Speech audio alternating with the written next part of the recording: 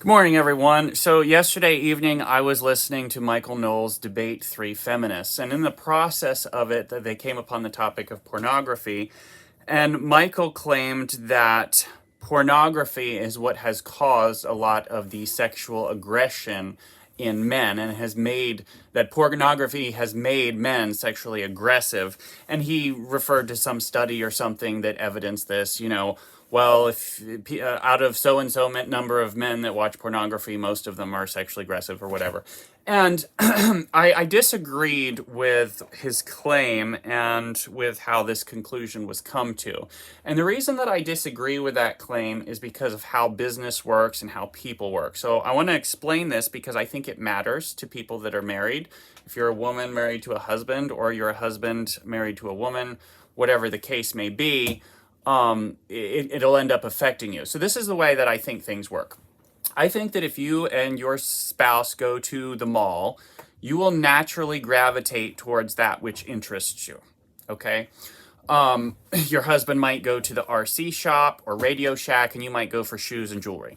Okay, and maybe that's not the way it is, because it's not like I'm not going to do the gender stereotype. Maybe the guy's interested in shoes, and I don't care. It doesn't matter to me. The point is that people naturally gravitate towards that which interests them. Okay, so and people that are in business and sell products and services, they know this. Okay, they know that if you want to be successful and sell your product, what you need to do is make a product that people already want. You don't want to make a product that people are like, that's interesting, but then you have to convince those people that they actually want it enough to buy it.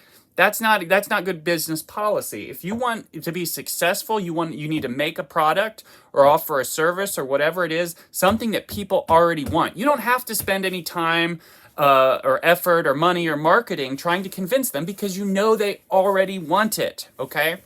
So, and this is why when you go into the mall with your spouse or store or whatever, you as individuals are naturally going to gravitate towards what interests you. My wife gravitates towards yarn, okay?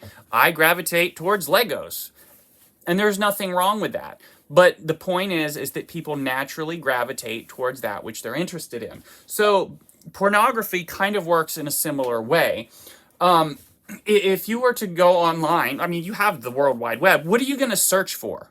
Okay, forget pornography. What are you going to search? Well, that which you're interested in, right? So if you were to go to watch pornography or whatever, what would you go for? You would go for pornography that interests you. Well, what interests you? Do you see what I'm getting at? And so if people are watching aggressive pornography, I think that this is largely because they're already interested in it, not because watching pornography has made them interested in it. Does that make sense? So if you have a guy watching aggressive pornography and he likes it, I don't think it's because watching aggressive porn made him like it. I think he already liked it and therefore looked for it. Does that make sense? And so it is my claim that men are naturally inclined to be sexually aggressive or sexually dominant. And there's lots of different reasons for this. I'll give you a couple here. So you can observe this in the natural or animal kingdom. You can see this, I am a Christian, you can see this in the Bible, whether it's with unholy forms of sex or holy, though I admit the holy one might be a little harder to find. You have to understand Song of Solomon, so I'd recommend my commentary, verse-by-verse practical commentary on that. It's called Beneath Her Garments, Unraveling the Erotic Mysteries of Solomon's Song. But anyways, it's in there. And there's also more than this. Like, for example, in ancient times, kings used to surround themselves with servants and wise men and so forth. And oftentimes these servants and wise men and what have you, they would be made eunuchs. In other words, they'd have their testicles crushed or surgically removed.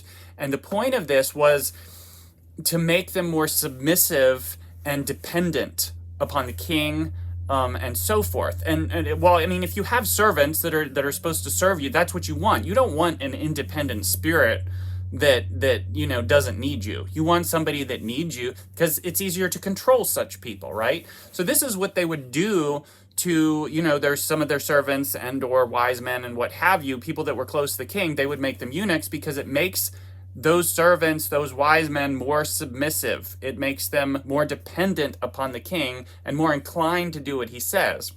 Whereas on the other hand, in ancient times, if people were going to go to war, oftentimes what would happen, I'm not saying often like it was like super common, but some individuals, they would and then some kings and what have you, they would drink horse semen before they would go to battle. And the reason is because the testosterone in horse semen would make them very aggressive and very wanting to dominate and very, like, that's just how it makes them feel. And so in men, as opposed to women, men naturally have more testosterone than women do, and women have more estrogen, okay? And that testosterone inclines them to be more aggressive, especially sexually aggressive. And so I believe that sexual aggression is natural and naturally occurs in men or most men or whatever. I know that there's exceptions to things, and I don't know percentages. I don't care. Okay, my point is that sexual aggression is naturally in men, and so therefore they are inclined to it, and that is why I think that they go and watch aggressive porn, is because they're naturally interested in aggressive sex. Does that make sense?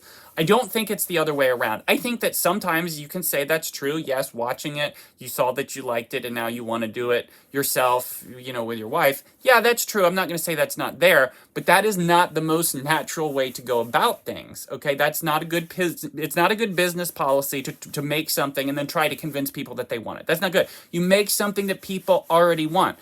Also, when people go on the World Wide Web, they naturally gravitate towards that which interests them, okay? My wife likes watching comedians because she likes bunnies. She looks up pictures of bunnies, okay? I'm going to naturally do something else and look up something else because I'm different, okay? And so people that go on to on the internet and look up porn, what porn are they going to look for? They're going to look for that which naturally appeals to them, not something that they had to be taught to like, not something that they needed to be convinced that they like, okay? And again, I'm not saying it doesn't work the other way around. I'm just saying people naturally go for what interests them. So let's say you're married and you have a husband and he's sexually aggressive.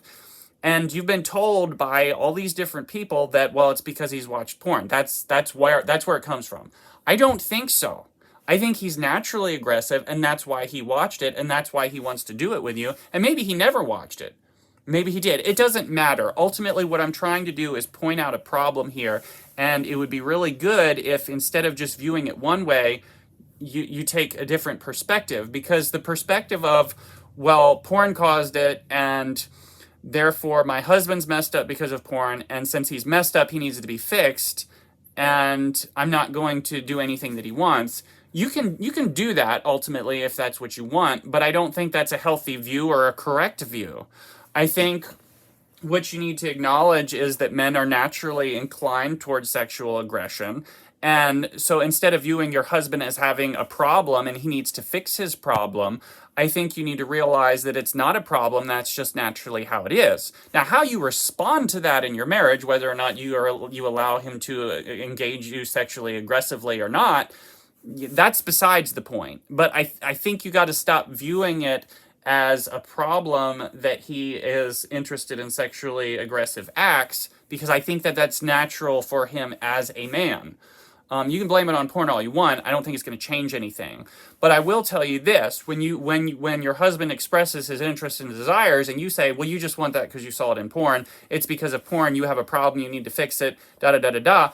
Your husband has no way out of that. And I'm going to explain to you why your husband has no way out of that. Because the largest portion of men on the face of the earth have viewed pornography. Okay, and it's probably going to be whatever. And if they were ever at a period where they could look up whatever they want, they gravitated towards what interested them. So anything that they want to do with you, it's because they were already interested in. And if they watched porn, which they probably did, it was the things that they want to do with you.